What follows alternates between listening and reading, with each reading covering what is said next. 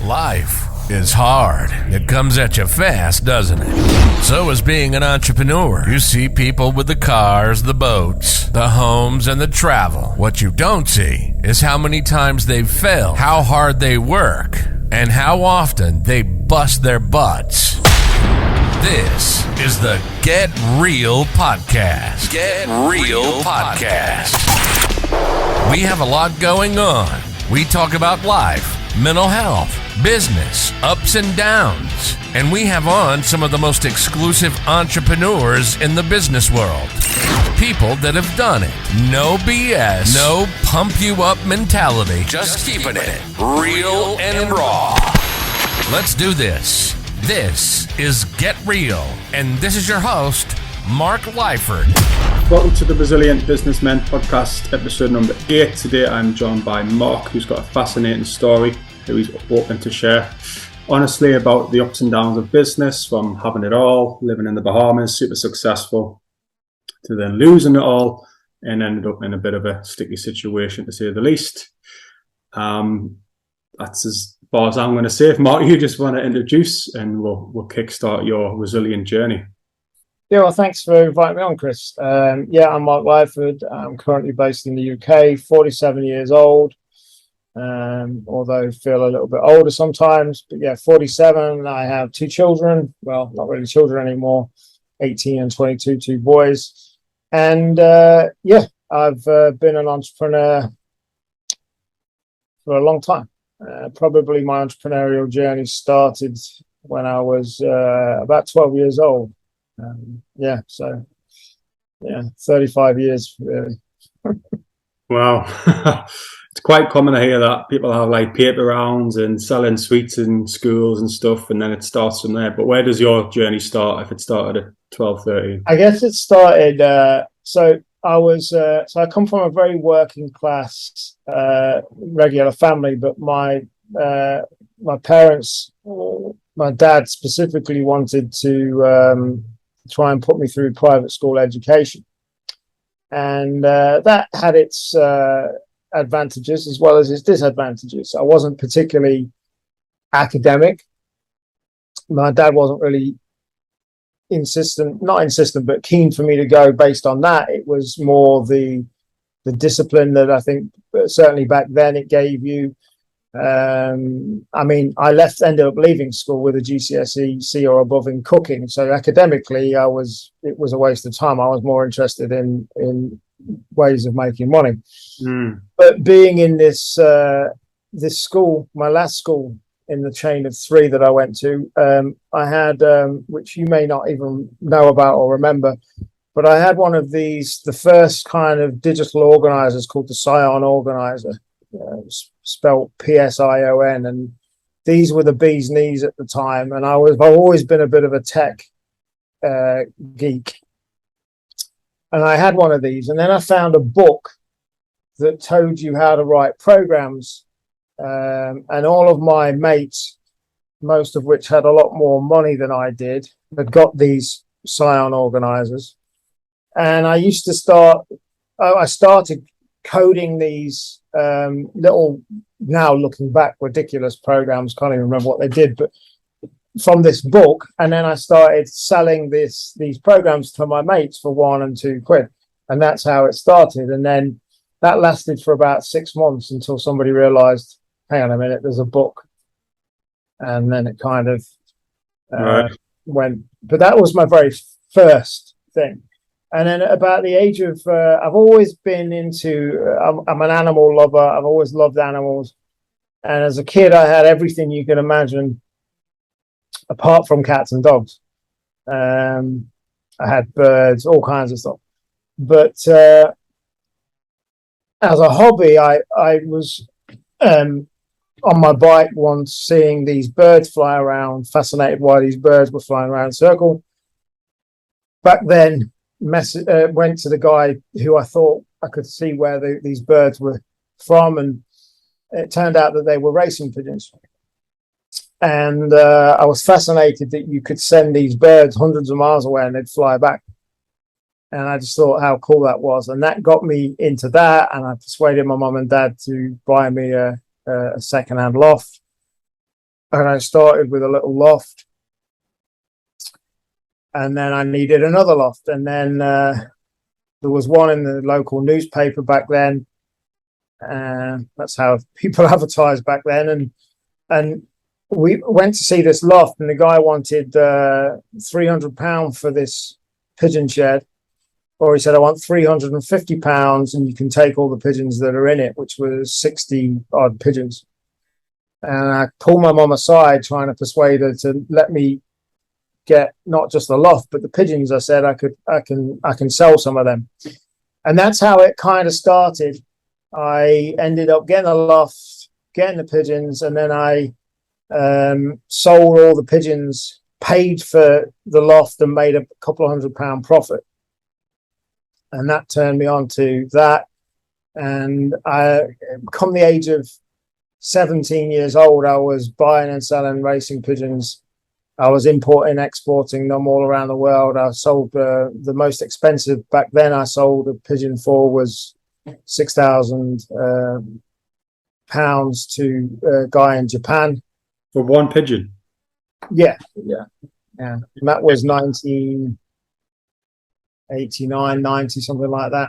But the world's most expensive pigeon back in '88 was €120,000. And how does a pigeon become that expensive or that valuable? Based on what it's like racehorses, either if it's won races or if it's bred from very good stock based on its pedigree. Pigeons have pedigrees as well as like racehorses do. Yeah, so I started. The world's most expensive racing pigeon now is 1.8 million. So, really? Wow. Yeah. There's. This is a new world to me, so I don't know anything about it. Well, a lot the trouble with the pigeons. As you can see if you're watching the video, I've got a pigeon up there. That's our best one. He won against. He's called Hercules. He won against 15,000 pigeons. He was actually gifted to my son. But by the by. I started with that, and that's kind of when I left school. I didn't want to do A levels, didn't want to do university, and back then, at come the age of 17, when I passed my driving test, I was making 1,500 quid, £2,000 a month out of buying and selling pigeons, and that's 30 years ago. It was decent. That's a lot of money. Yeah. And I did that. And that was the first proper business that I had, really. At the height, I'd got like 450 pigeons that I was brokering for people or breeding from. It was pretty manic, and that's what really properly started me off on the entrepreneurial journey. And I did that until I was probably about 20 years old, and then I. Now, actually, coming back a little bit, about the age of 18, I had I'd put an advert. I wanted to create a big pigeon race, and there used to be a magazine years ago back then called Business Age, and I placed an advert wanting investors for this pigeon race. I'm smiling to myself now because. The things you do. But then I'll cut a really long story short. That advert caused me to get targeted by what at the time I thought was a genuine thing, but really wasn't. I was targeted even back then by a Nigerian scammer. Really? Wow. And this guy spoke to me every day on the phone. It was a long, complicated story. But being 18, this guy said, I've got a client, he's got millions of dollars to invest in real estate. I want you to help me broker the deal. That was the basis of it.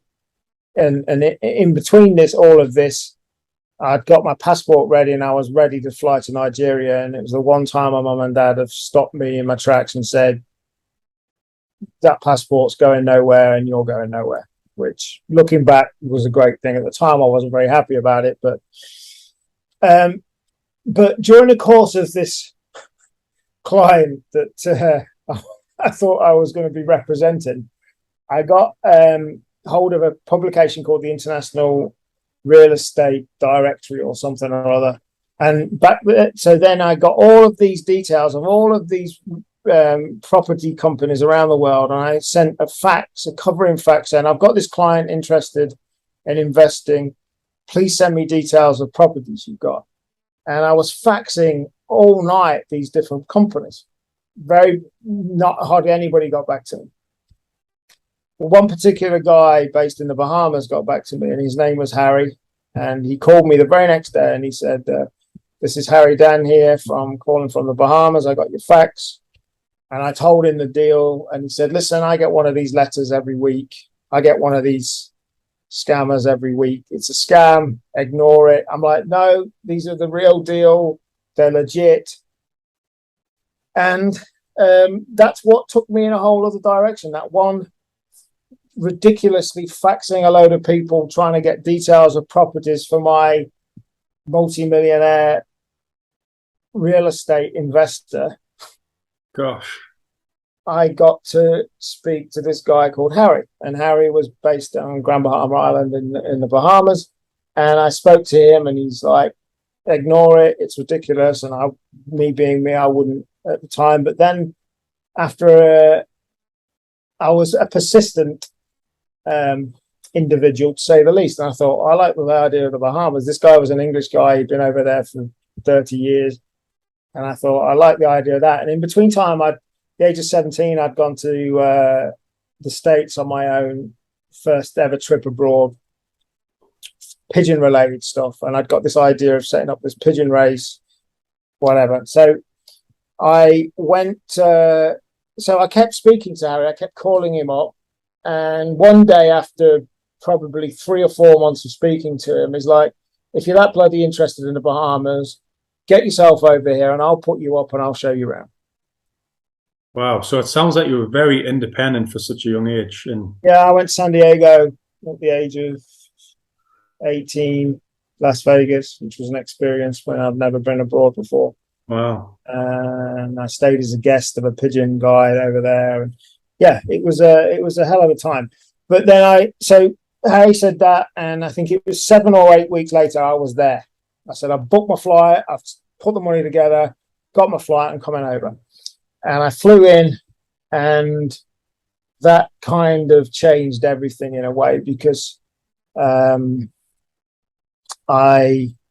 met Harry, and the first night I was there, he took me down to the local marina, and I'd never really seen anything like this before. Like I say, relatively normal family, hardworking family from Leicestershire.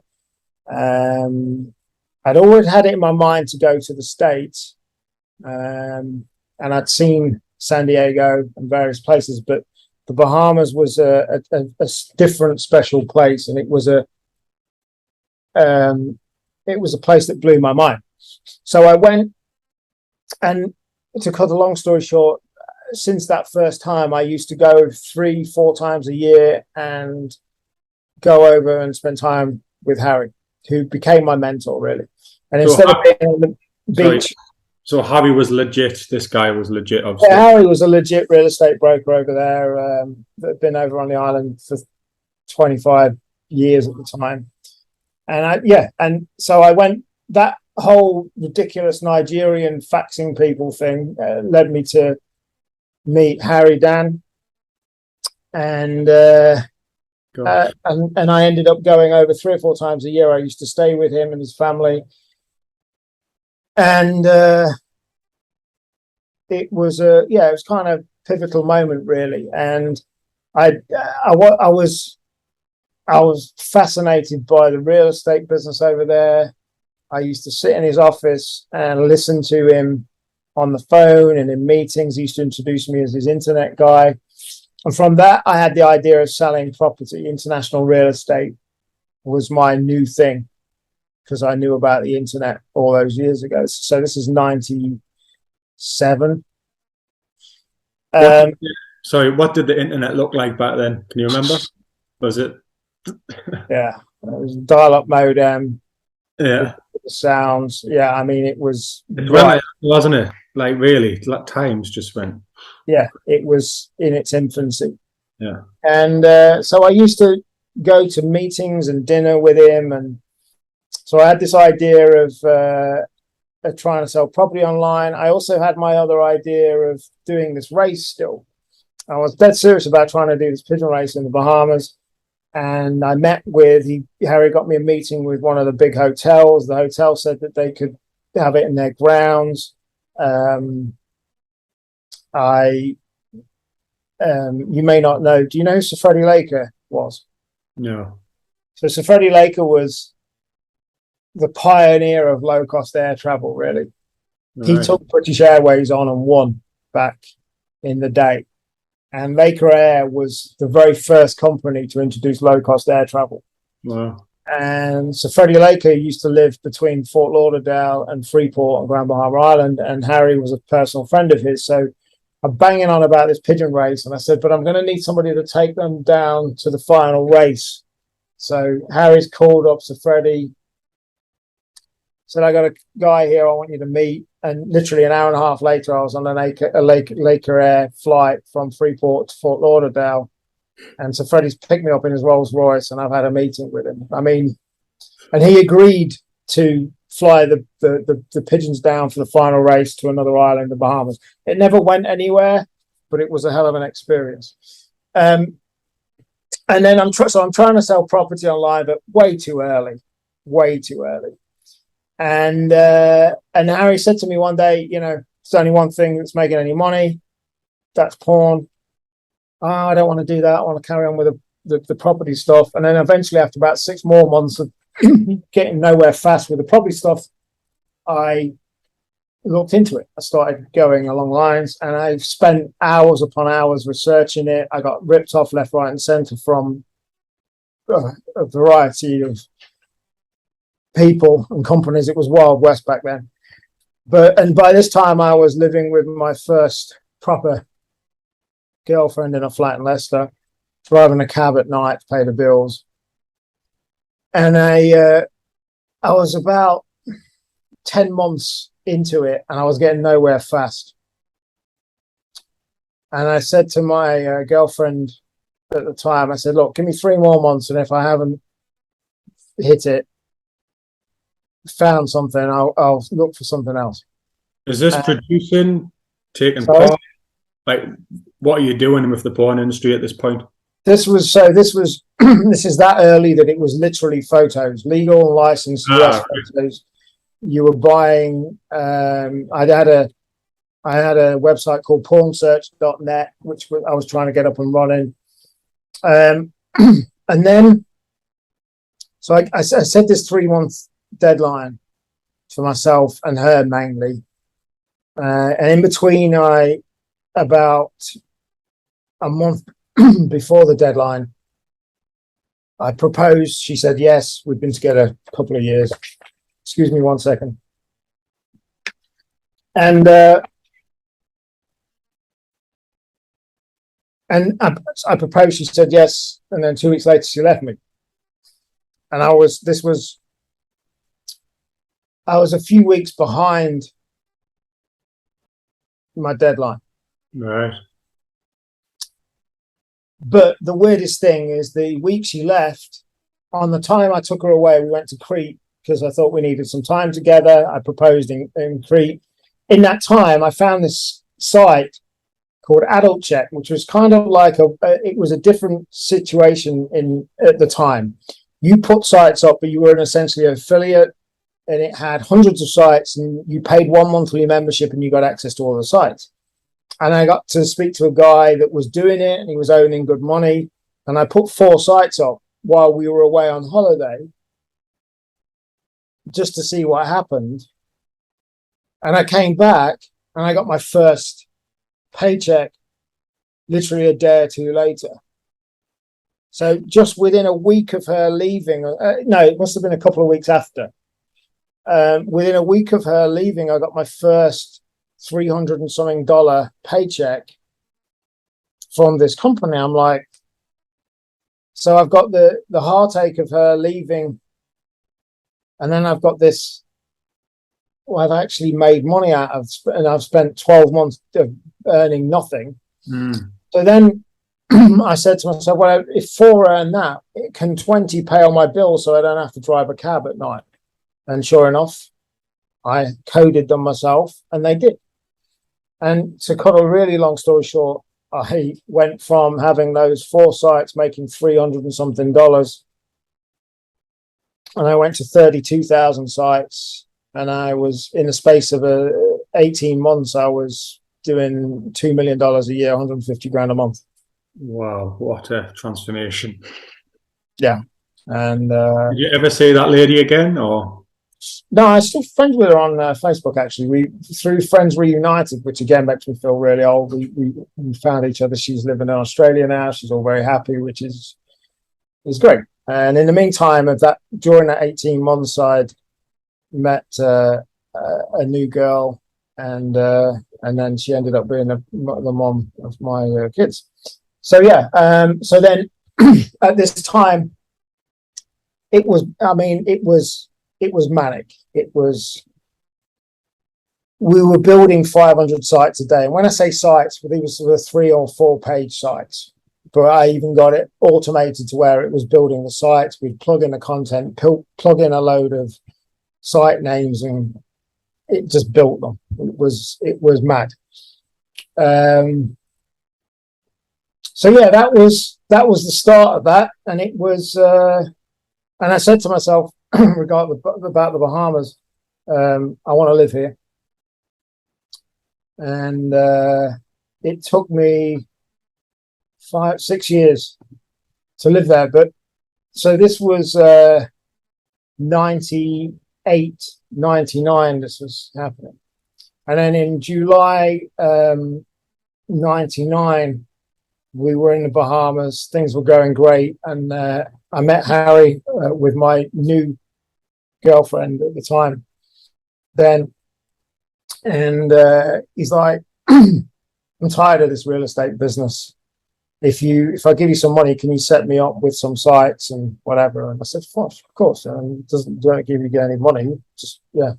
And that was July 99. And then a couple of weeks later, after we got back to the UK, I had a call with him, and he got lung cancer. Wow. And he died Millennium Eve 99. Gosh. Which hit me hard. And I'm glad that I went and managed to rearrange my diary to go back to his memorial service in January. But that was hard. He was my mentor. He was a friend. He was the reason I was in this situation. His guidance in that 18 months, that was, yeah. And so that was hard. And then we moved out to the Bahamas in 2001, semi-permanently. And life was good, life was great. But the trouble I had is that I was essentially an affiliate. I owned the site, but they owned the customer, this company. And it sounds ridiculous looking back now, but I'd reached my limit. I couldn't earn any more money. 2 million was there. Well, it seemed to be my limit. I'd got 10% of their entire network. I couldn't make any more money. And some things started happening that were weird, that didn't add up to me. And so I said, you know what? Video is going to be big. I'm going to go and set my own network up. Well, you were certainly right there. Videos. Yeah. So I went and bought sexpass.com for $25,000. And by this time, I got 26 people part-time and full-time working with me. I was living a great life. Bahamas, during the weekends, I was backward and forward to Florida. We set up a little office there. I said, I'm going to set my own network up. And I found a buyer for my existing network, but he was paying me over time, paying me in installments. I said it's going to cost $150,000 to set up.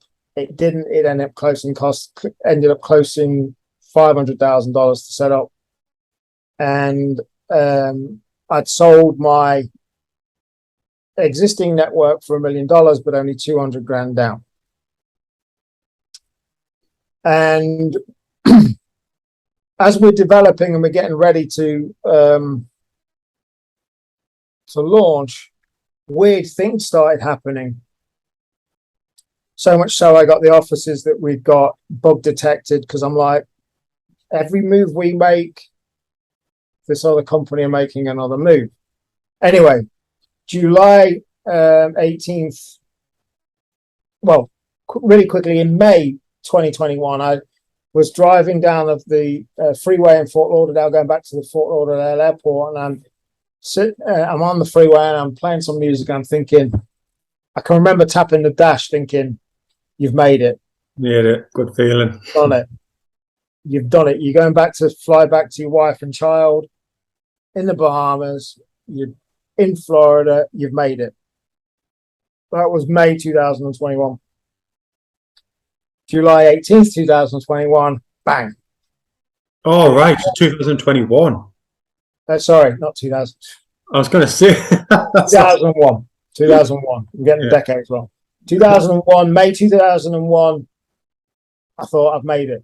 July 2001, 18th specifically, it was a Friday night. We'd launched a few days before. And then on the 18th of July, I'd got massive legal documents being fired at me via email and paper on 3 different continents. I'd hired a programmer that used to work with this other company. He was their key programmer in the early days, and they were trying to say that we'd stolen code and all kinds of stuff. And at the same time, they closed down the accounts of the guy that I'd sold my network to. So he's saying, I ain't paying you the other money I owe you, and I want my money back. Oh, God. And I definitely had a mole within my organization. I still to this day don't know who it was. But basically they closed him down and it all started going wrong then. Now, I don't regret doing what I did and trying to set up my own network ready for video. But what I do regret is spending then the next 18 months fighting to keep this going, fighting with them, fighting always round, and using all of the reserves I had to do so. In retrospect, I should have said, okay, I'm going to give it 6 months, keep these key staff to keep it going, and keep the rest of the holdings I'd got, and just say, right, give it 6 months and sit. Because with the money that was there and the wealth I had there at the time, I could have easily gone. I mean, I always wanted to go into property. I looked around 6 houses in Leicester one day and I could have bought them all, but I didn't, because every 100 grand that was put back into the business doubled in 6 months at the time. Wow. So it was a hard thing. Now, again, hindsight's a wonderful thing. But so I don't regret actually trying to do that, because in theory, it would have given my own independence. But what I do regret is carrying on till the bitter end, to where I ended up nowhere near the position I should have been in. Is that pride, Mark, do you think? Or why did you keep some pride? Definitely some pride. But also knowing video was going to happen. Knowing it was, we built a system ready for video. So yeah, there was some pride there for sure, but technically we'd got a system that was great and ready for the future, but nobody was using it. And so there's mixed elements of it, but yeah, so that started the downtrend essentially. And then I kept fighting. I tried to partner with bigger companies. None of it worked for various reasons. And I came back to the UK 2002. And it's hard. It was hard. And you look back and you think, I can remember saying to myself, I'll give myself a couple of years and I'll turn it all around and it'll be fine. But you do get a false sense of perspective. You get a false sense of what money is and amounts of money and stuff. Just 1 second. I'm going to lock my dog out of the office. Go on.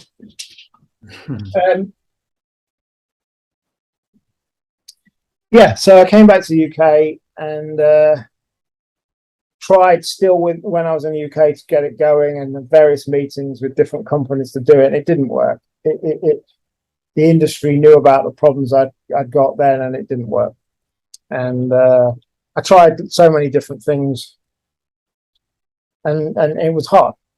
And then 2004, what at the time I thought was the biggest thing, not disgrace is the wrong word, but the idea of having to go bankrupt. And I did.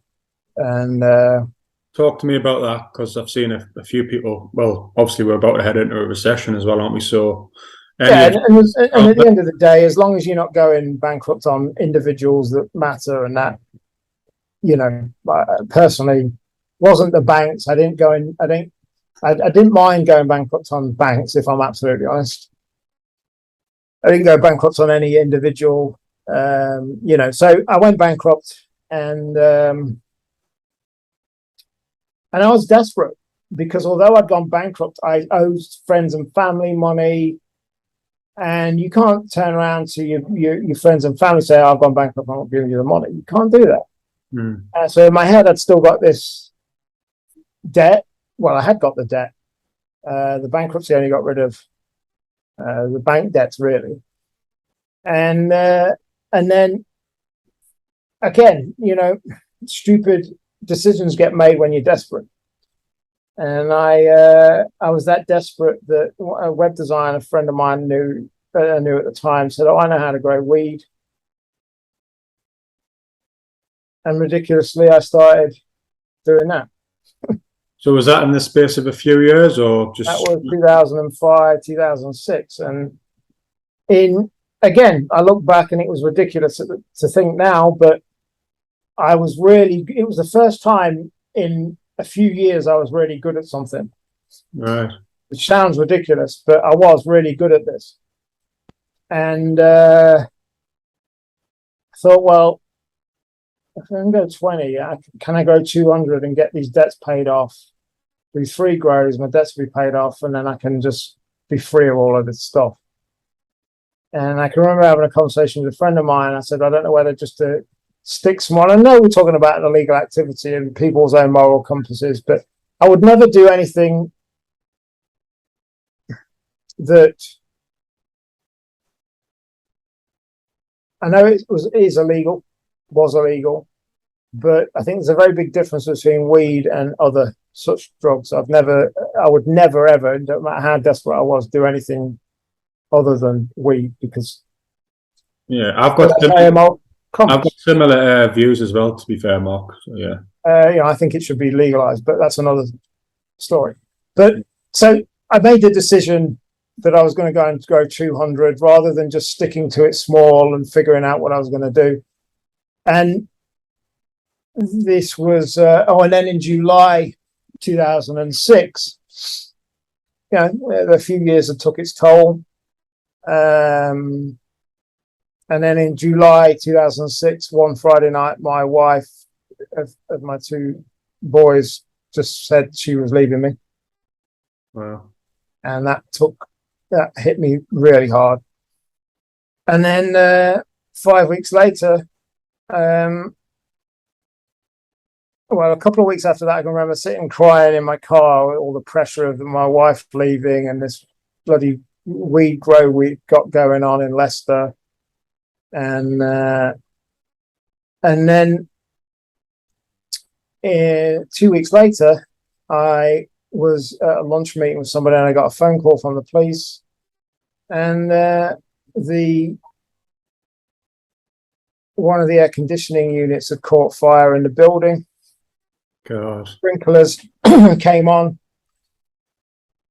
Water was coming out the front of the building, and fire brigade got called, and I got arrested the next day.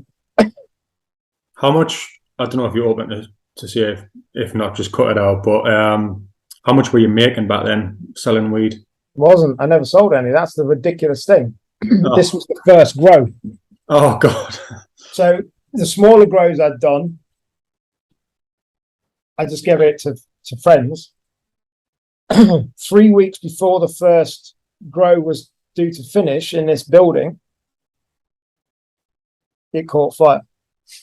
Oh, wow. So I got all the costs, set-up costs that I've had to borrow money to do, and I never made a penny out of selling.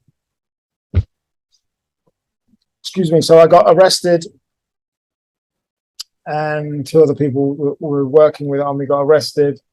I was on bail for 14 months. But to be honest, I'm along the lines of what can I control, what can't I control? Me thinking at the time I can try and control getting my wife and kids back. That was my main priority, if I'm really honest, because I was going to do whatever I could with regards to this legal situation. My solicitor at the time said, listen, you got a chance of getting 2 to 2.5 years. I was on bail for 14 months, which I've never been in trouble before in my life. Being on bail is horrible because you keep getting called back every 3 months. It's the unknown, I guess. Your life's completely on hold, and my world was falling around my ears really at the time. And I was 14 months on bail, and then come October, just before the trial date, I started finding out more about internet marketing and all of that stuff. And then the trial came. Well, it wasn't a trial because I pled guilty, but the hearing, my solicitor said, if you're looking at getting 2 to 2.5 years, 20% chance you'll get 2 to 2.5 years. And I knew in my heart I was going to have problems. And I got to 23rd of October 2007, went to Leicester Crown Court, and the judge ended up giving me 4 years. What's going through your head at that point? My head was a shed. I was done. I've got 2 kids, 2 and 6. I was expecting 2 to 2.5, and 4. That's a long more time for me, never being in trouble. You're doing 2 years in prison with the system. Whereas if you get a 2-year prison sentence, that goes down to 12 months, and then anything under 4 years, you can get tagging and what have you. That gets you another 4 months out on tag. So a 2-year sentence becomes essentially an 8-month sentence. Whereas a 4-year sentence, you're doing 2 years, and there's no tagging on all of this. And it was horrible. It was. I went to Doncaster, which was an experience to say the least. I was lucky to only spend a few weeks there, and then I got moved to another semi-open prison, and still affects me now thinking back. I mean, this is 2007, so it's a long time ago now, really. What is actual prison life like? Because it's all these documentaries. What is it actually like? I don't know why anybody would want to go back. And I ended up spending 20 months in one prison called Sudbury, which was an open prison. And I saw people coming back 3-4 times to the same prison while I was doing the 20 months. Why the hell anybody would want to go back? Yes, of course, it's to do with people's quality of life and the social that they've got, and their family situations and what have you. I saw people getting released from prison with nowhere to live. So I know it's a lot more complex issue, but I did 24 months. 24 days would have been enough for me to have never done anything again illegal. It took me 3 months for me to get my head around. At the same time, I've got the family situation, my kids, my ex-wife, but it took me 3 months to get my head around. And then I went into prison really overweight because in that 14 months I just kept eating and drinking, which I'm not really a drinker, come about 3 months into it, I thought, right, well, you've got 21 months left. You better make the most of it. And I ended up, I'm not into fitness, but I ended up starting to jog. I was 19 stone. I was a fat person. And I ended up losing 50 pounds. be in the best shape I've ever been in, going from never running anywhere to running 3 miles a day and 10 miles on a Saturday around the grounds. And I got that side of my life sorted out. And then I was just as much as I could in the library. I saved up for a DVD player. I started getting some courses sent in to me on DVD about marketing online and what have you. And I just, my cell ended up becoming a library, really. Right. And I started learning about internet marketing and all of that stuff, and just put myself into that. Visits in prison were really horrible. Eventually I saw my kids. Great. It's the one thing you look forward to every week, but it's the worst thing in the world when they leave. Yeah. And a really bad time. But I came out October 2009, started again, and I got this in my head that internet marketing was the thing. Start doing that. The recession was kicking off around about then as well, though, wasn't it? I was too young to remember, but can you remember that? Yeah. Did it affect 2008. Yeah, it was hard, and you paint you paint this picture of what life's going to be like when you're out. The fact that you're just out and you've got that freedom, you think life's going to be rosy and great. And when I went into prison with everything that was going on, I started taking antidepressants. My doctor at the time, before this, as this thing was happening, he said, "Mark, if any one of these things that have happened, you'd have probably been all right. But you've had 3 things happen. You've had your relationship break down unexpectedly. You've got this legal problem, and the business you've got's falling around your ears." That is a lot, yeah. And I was always antidepressant. I was always antidepressants. But I went on to antidepressants. I've got IBS. I've got migraines every day. I went into prison in not a great way at all. But in my head, I've got this thing of, right, I want to get off all the medication I'm on before I get out, which I achieved. Can you remember what it was? Medication. What was the name of the medication? At the time, I was on fluoxetine for the depression. I was on Pozzotafen for the anti-migraine stuff. I can't remember what the IBS tablets were, but I was like an OAP going to the prison pharmacy. I'd got that much stuff, or it felt like I had. So I decided I was going to come off everything before I got out, and I did. Excuse me, but the fluoxetine, the antidepressants, that lasted 3 months. Because life's not as easy as you think just because you're out. Mm. And it was hard. Yeah, I had to move back in with my parents, which was great that I could. Again, I'd learned that people are getting released to nowhere. So I'm blessed to have a family around me that supported me through thick and thin, no matter what. And I start rebuilding again. And I got the idea of, so I came out of prison with my 40-odd pound. I was deeper in debt coming out than I was when I went in. Really? Because of stuff that had happened in the 2 years that happened, and it was not great. It was, it was a horrible time. But I started again. You go into prison, you think, oh, I can come out, but then the debt doesn't just go away, does it? It's still there. And then... No, the debt accumulates. And so I said to a friend of mine that used to be in the porn game, a friend of mine called Brad Goss, who's now a full-time comedian. He's had a completely 180 shift from from what he used to do.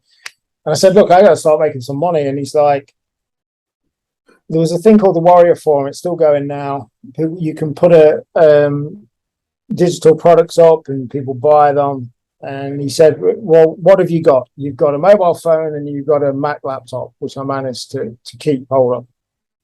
So what can you do? Well, you can make some tracks using GarageBand and you can sell them as royalty-free music. And that's what I did. I spent a week and a half doing that.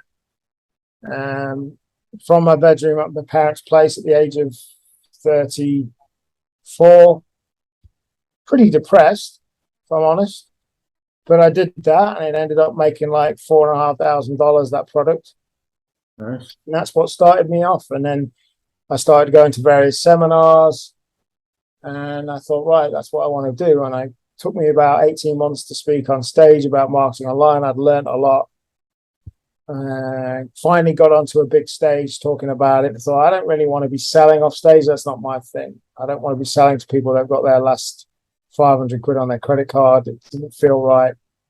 And I went down that whole route, and you know what, it did all right. And then 2011, again, my friend Brad told me about Bitcoin, and he'd spoken to 6 or so other people before it. Nobody else got it, wasn't interested, and I'm like, I like 2011. Wow, God. Yeah, it only came in the mainstream, really, but from I feel about the last couple of years since. Yeah, exactly. The 2011, I got hooked into that. Started mining it. Really? I got obsessed with it. Wow. And yeah, for the last 10 years, I've been involved in crypto. And I tried to launch my own coin in 2015. But again, I was too early. This is the really short version of it. I was trying to do too many things, and I was 2 years too early. If I'd have launched it in 2017, things would have been very different. You couldn't fail to get a successful launch in 2017, but I was just too early. And that's something I've learned. Timing is everything. And that bankrupted me for a second time. 2015 Banks token launch it was. But again, as long as you keep learning, you got to keep going on. 2017, fast forward, despite everything, probably the worst time of my life. I ended up being suicidal without knowing it. Found myself down a country road with gaffer tape and hose pipe and not even knowing how I got there. Wow. And that was a big turnaround for me. Time to clear the decks and really take stock of where I'm at. I ended up moving into a caravan in a friend's field, spent 18 months there. And weirdly, one of the best times of my life. I'd got no overheads to worry about. I'd got a little bit of electricity to pay for this caravan. I sold off a load of stuff, bought this caravan, spent 18 months in there, waking up in front of open fields every day. And actually, that was a big turning point, positive turning point. It took away a lot of the stress and the pressure. And I'd started brokering crypto, Bitcoin. And the end of 2017 was the first big boom for crypto. And I was doing really well brokering from this caravan in a field. Oh. And it was good. And I'll continue to broker. That was kind of what was my main thing. But then the FCA got involved 2 years ago, and you need a license to do it. And the reality is, out of the 700 odd companies that apply for a license, there's less than 10 that have actually got one. So the FCA don't want anybody being able to deal with it. They only want big companies. It was a blow, but I've yeah, and that's the short version, because I realize for time we're struggling on that. But what I would say with regards to well, two things with regards to mental health and resilience. I've been in the darkest times of my life. This is the short version of all of that.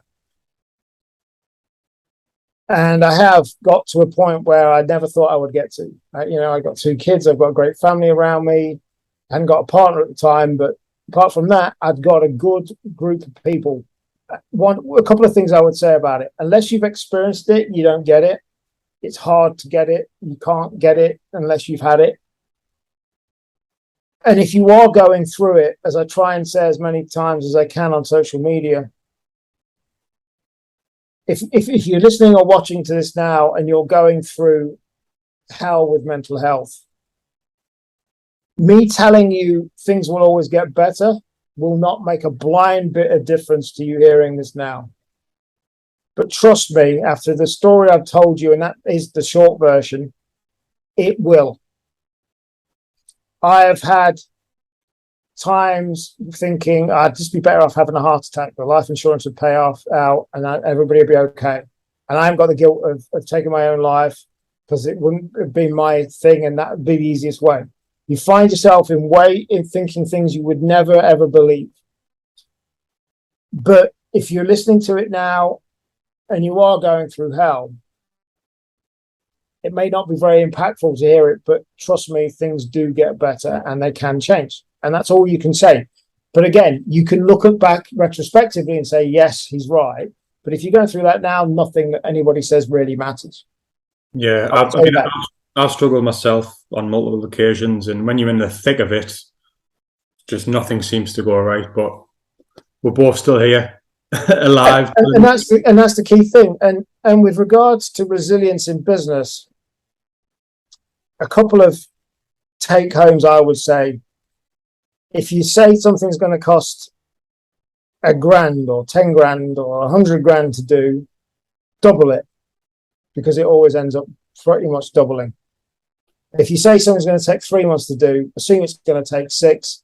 Yeah. Because timing, I have been way too early. I was standing on stage telling people Bitcoin was money $50,000 one day when it was only $1,000 and people were not believing me. Gosh, I wish I knew you then. I'm a massive believer in crypto. It's going to change the world as we know it. DeFi and all of the smart contracts and blockchain technologies out there is going to change the world as we know it. It's the one thing I'm most passionate about. But timing is everything. If I'd have launched that token, that coin in 2017 instead of 15, I'd have been a multi-millionaire again. We wouldn't be sitting here now.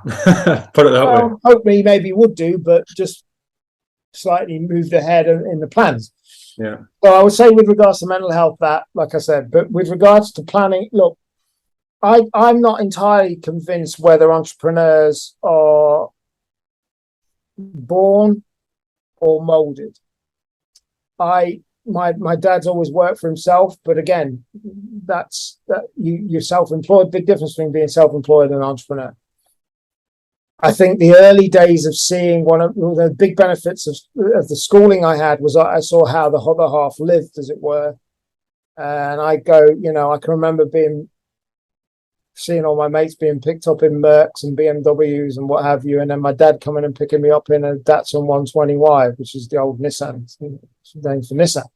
At the time, it's embarrassing as hell, but actually looking back, it gives you both sides of life. So I think my entrepreneurial side came from that, maybe, and then meeting people like Harry and seeing people that, I remember sitting down to a dinner meeting when he'd made $100,000 commission over one dinner meeting, and I'm like, that blows my mind. That's like a belief shift, just like that, isn't it? Yeah, Like, absolutely. Wow. Yeah. So if you are an entrepreneur, be prepared that it's going to cost you one way or another. I mean, reality is it's cost me relationships. I'm blessed to have a girl I've been with for 5 years now, Gabby. She's the most tolerant woman I've ever been with. But it is going to cost you one way or another, whether that be relationships, time with friends and family. My laptop I'm talking to you on goes pretty much everywhere with me. And it is going to cost you, but that's what one of the best books I've ever read was a little bit tongue-in-cheek book, but it's still a book that I recommend everybody reads because I think it's a major power shift in the mind. It's by a guy who's sadly no longer with us, called Felix Dennis. He used to be the owner of Dennis Publishing. It's called How to Get Rich. But as I say, it's a little bit tongue-in-cheek, but it tells you about his story with the Viz magazines. He was a publisher. When he died, he was worth over 600 million. Wow. Worth a read, because it sets out, no holes barred, what it takes. Now, all these years on, my life has changed a little bit. The trouble I had back in the day when I was doing the big things, I'd got zero. I was looking at the guy that was paying me my checks every month, and I thought, right, I'm making $2 million a year. He's making $1 million a week. Surely I can make $1 million a month is my next thing. But I've got nothing between, and I've got really no. There was no filter. There was no major plan in my head. You can get big eyes, as a friend of mine used to call it. Why wasn't I happy just earning $2 million a year and then go and do something else, and not feel controlled by that? Yeah, so I've learned a hell of a lot, and as long as you learn, I still am a believer that everything happens for a reason. Certainly, my relationship with my wife happened for a reason. I've still not got quite the reason. I'm not fully identified the reason why I made those bad decisions all those years ago, but they're coming out. And from a point of view of moving forward and where I'm at now, I have two major focuses in my business. I have my crypto focuses still, and I have realetrepreneur.com. And they're my two main things. Ironically, one of the projects I'm working on within the crypto space may actually get me back to the Bahamas, because the Bahamas, this would be a whole weird full circle thing. Wow, it will happen. It's going to happen. I can just tell. Yeah. I with everything I've been through with crypto, people have said, "Why don't you just give up on it?" And I've been close to it before, because I had some bad luck with stuff. I mean, the hundreds and hundreds of Bitcoin that I've come through my wallet in the years, it can get depressing when you think about it. Been ripped off for 10, 20, 50 Bitcoin, ridiculous numbers. Looking back now, but I know crypto will get me back to somewhere where I want to be, which is not the 100+ million at the time I wanted. It's a lot less than that, but it will get me back. It's just a matter of time and being a bit more patient. So yeah, I'm heavily passionate about the crypto. That's the main thing that's dominated the last 10 years. One of the projects I'm working on could get me back to the Bahamas. The Bahamas are changing their legislation for crypto companies. An idea I had in 2019 could actually happen now. It's the right time. Again, timing. So in a weird twist, I may actually end up being back in the Bahamas, based out of there with the crypto business and my Real Entrepreneur. And the Real Entrepreneur is a way, like you're doing with what you're doing. It's a way of trying to help people and be real. There's a lot of fake people. There's a lot of bad advice out there. If you said 20 years ago, I want to be an entrepreneur, people would laugh at you. Now everybody wants to be an entrepreneur. Everyone, yeah. But there's a lot of fake, and there's a lot of just not real out there. And I was lucky enough to get the name Real Entrepreneur, and and they're my two main things. I got other bits and bobs going on, but yeah, they're the two main focuses, and that's it. And with Real Entrepreneur, it's everything I've learned in the last 30 odd years, helping other people.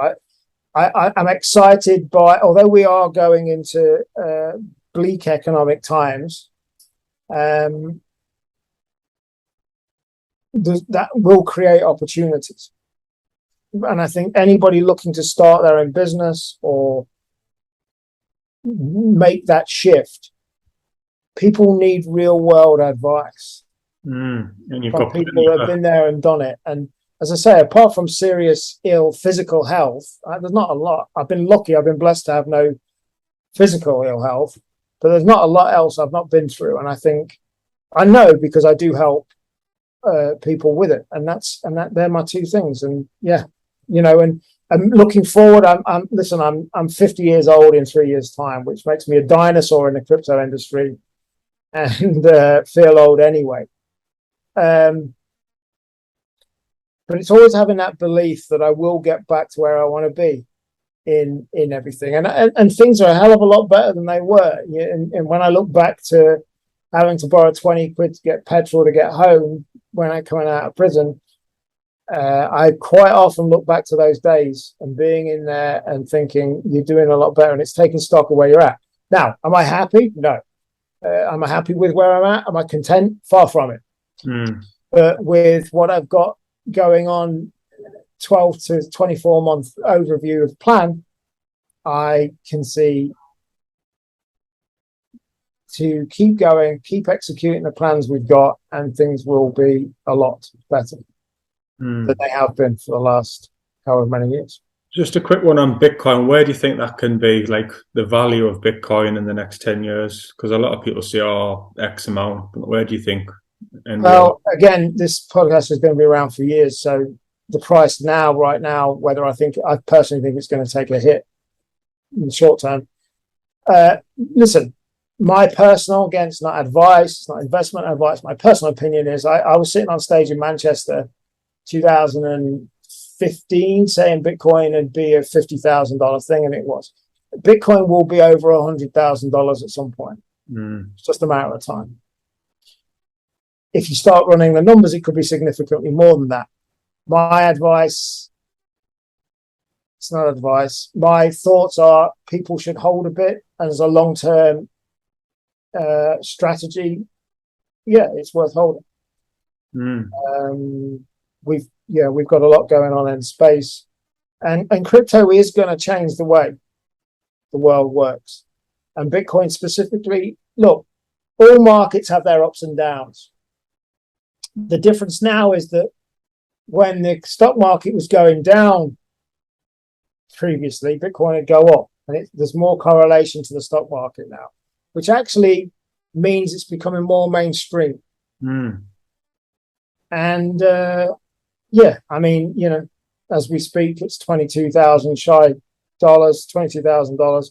I do think it's going to come down more personally in the short term, but that's only my personal opinion. But long term, I mean, I know somebody that's holding a decent amount of Bitcoin. He's not selling a single one until it reaches $125,000. But I do believe long term it will be an Ethereum as well. Yeah. Well, there's a few, but that's probably another conversation for something else. You must invest in its long-term game, isn't it, rather than short? Yeah, nobody going into it for short term. It's a 5 year plus. People, friends, and colleagues around that still call me. It's a 5+ year thing. Yeah, it should be anyway. Well, Mark, wow, this has been one of the most resilient journeys I've ever heard. It's like you could make a film out of it, from the pigeons, San Diego, Bahamas, losing it all. Wow. That Matt Damon will play me. You just took me on a right old journey there. Wow. Any last words on that resilient journey? Or no, just keep going. Anybody listening, watching to this, keep going. If you want it enough, you'll get it. No matter how hard it gets. Sometimes I sit there thinking, right, is it the time to catch break or whatever it may be? But I am a firm believer in everything happens for a reason. As long as you're learning along the way, keep going, never give up, and don't back down. And don't listen to naysayers either. Listen to advice from people that know what they're talking about, but don't listen to naysayers, because it's too many people want to bring your ideas down. And if I'd have listened to my first proper girlfriend, I'd never have found the thing that worked to get me the first paycheck to take me on that journey. People don't understand your vision, do they? So you just got to listen to people who's ahead of you, and then follow your gut and believe in yourself. Yeah, you have indeed. Well, it's been an absolute pleasure. Thank you for your time, Mark. No worries, mate. Thank you. This has been Resilient Businessmen Podcast, episode number 8. See you in the next one. You've been listening to the Get Real Podcast with Mark Lyford. Being an entrepreneur isn't all glitz and glamour. Entrepreneurs are some of the most hard-working people in the world. And within entrepreneurship, there's life, mental health, business, ups and downs. And that's why we exist. Our passion is to talk about all of it with no BS. We hope you've enjoyed the show. Make sure to like, rate, and review. Find Mark on Facebook, LinkedIn, Twitter, and YouTube at Mark Lyford. And be sure to hit the website, realetrepreneur.com. From there, get his book. You won't be disappointed. See you next time on Get Real.